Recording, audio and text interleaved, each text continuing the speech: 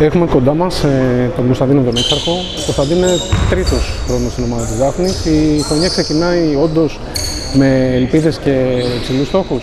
Καλά, εννοείται. Έχουμε κάνει την προσθήκη τριών παικτών που είναι τρομερές προσθήκες. Δεν χρειάζεται να πούμε το βιογραφικό τους στην ομάδα. Οπότε προφανώς η στόχη είναι πολύ υψηλή για φέτος, δεν το κρύβουμε. Δεν μιλάμε απλά για να παραμείνουμε στην κατηγορία. Και νομίζω ότι ναι, δεν είναι κρυφό όλο αυτό, το ότι προσπαθούμε να ανέβουμε.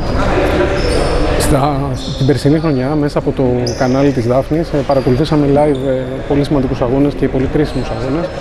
Σε κάποιους από αυτούς, ειδικά στο παιχνίδι εναντίον της Ελευσίνας, πρωταγωνίστησες. Παιχνίδι για καρδιακούς. Ναι.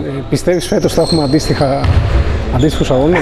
Εντάξει, με την προσθήκη αυτών των παικτών προσπαθούμε να μην έχουμε αυτά τα παιχνίδια, αυτά τα ντράβαλα τα περσινά.